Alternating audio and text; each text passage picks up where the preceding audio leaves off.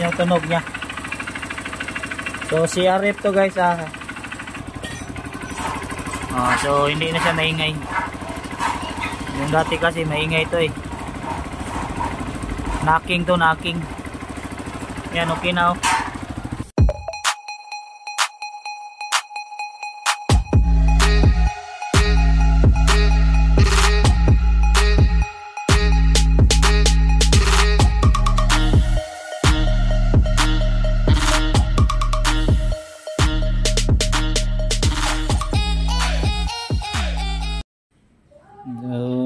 Good afternoon guys. So good afternoon.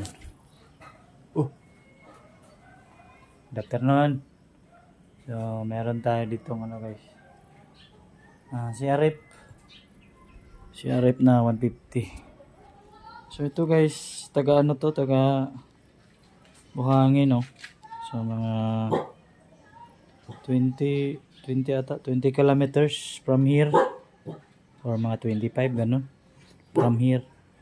So dinala nila dito kasi ano daw, maingay yung makina. So pinaandar ko na siya guys, maingay talaga. Tapos hapon na dito, 5 anong oras na, 5:30 na. So bukas ko na lang to dadalhin sa shop guys. So ito ang tunog niya oh. Ano natin to guys, tirahin natin to. Ito tunog niya guys.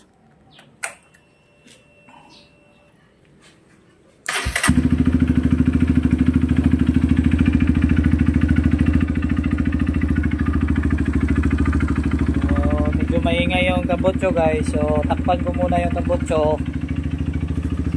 Baka tayong basahan. Walang basahan, kamay ko na lang.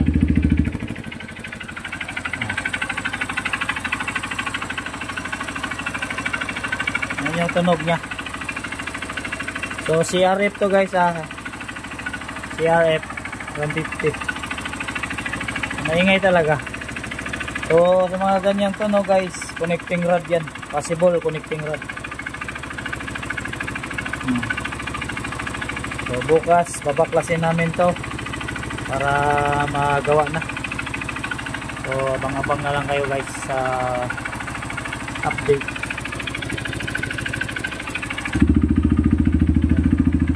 CRF, maingay makina.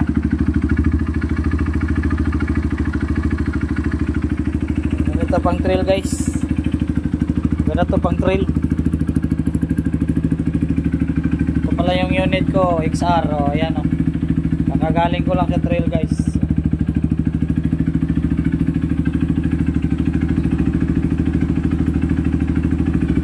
Bukas tirahin natin ito bukas.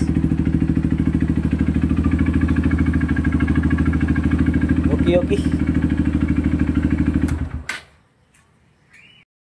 So nandito na ako sa shop guys. Ito yung maliit na shop ko.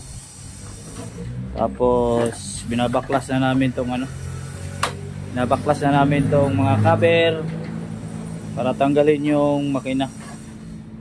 Tapos i-down yung makina para ma-overhaul. So ito yung yung pinaka tigasin na mekaniko dito. Choy-choy oh. Walang suot na damit ba? So abang-abang tayo guys So baklas na po. Baklas na po. Oh. Ayan yung CRF kanina, baklas na yung makina guys. Ito na yung makina niya. So dahan-dahanin natin to. Ihawin natin to, katayin natin pala, katayin. So, dito tayo magsimula sa clutch. Dito, basta abangan nyo na lang, naka timelapse to. Okay.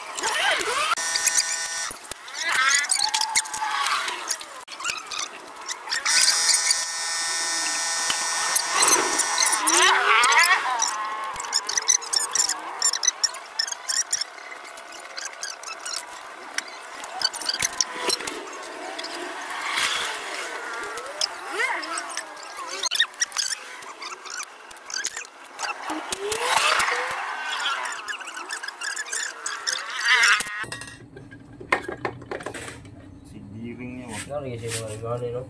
Lahi ba? Adik na sa giring na. Yung ako ng lubod. Biring-ring eh. Biring-ring.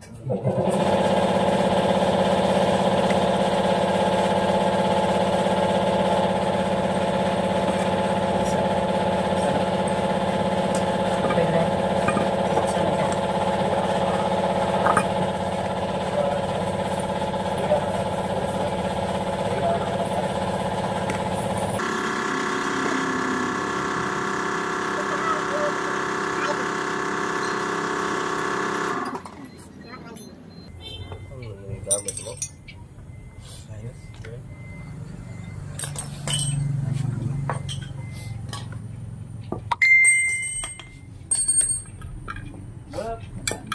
Sa to rayot. Tangan ako.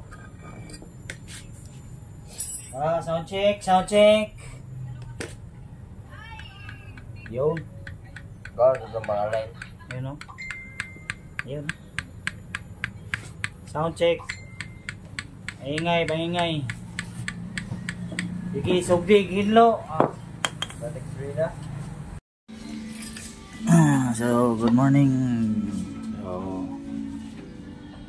ito na yung ano niya guys. Connecting rod. So, bago na to. Napa-align na namin to. So, ito bago na to. Pero, sa ano daw to na connecting rod sa ano yan sa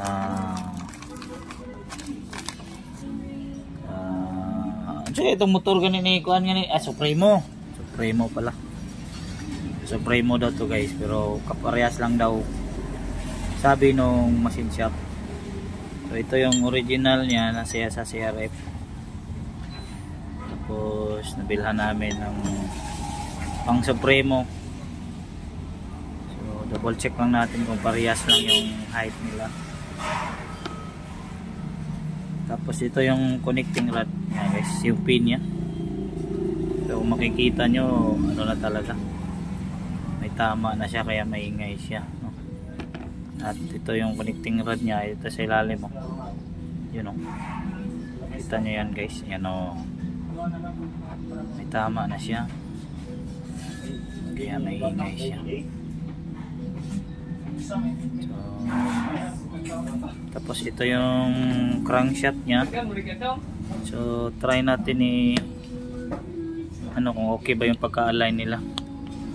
Meron tayong ano dito, dial indicator. So set up ko muna to kasi hindi magkasya oh. Set up ko muna sa aligner ko. Bearing na.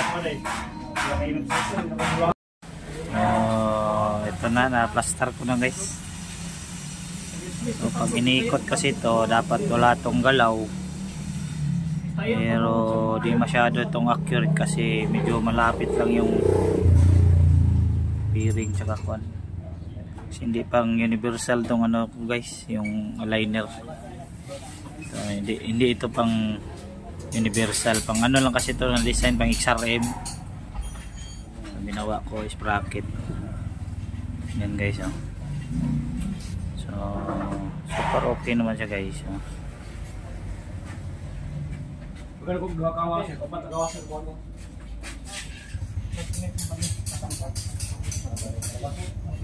Kaunting galaw lang siya, maliit lang.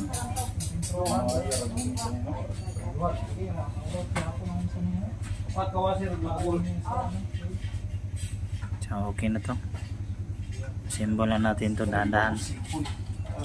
Okay.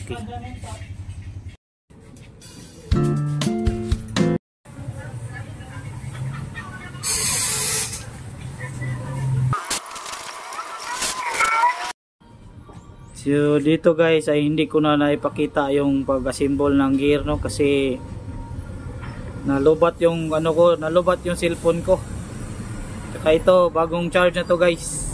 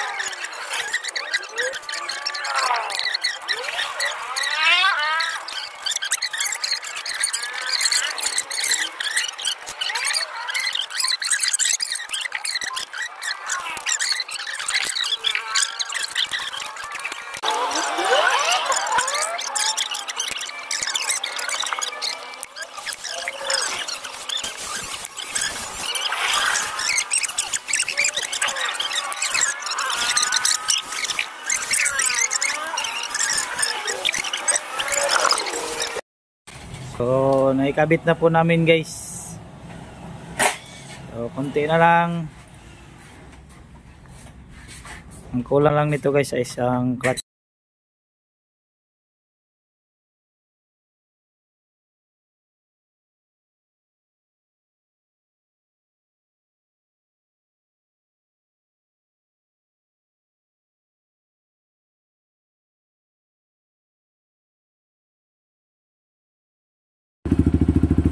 Ito na po si CRF, simple na po at ito na yung under niya, naka open pipe to ito. So takpan natin yung kabutso. So hindi na siya maingay. Yung dati kasi maingay ito eh, knocking. Yan, okay na oh.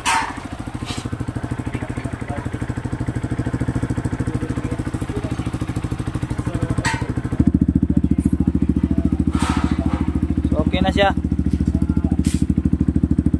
Simple na lang ang cover para ibalik na sa may-ari. Okay.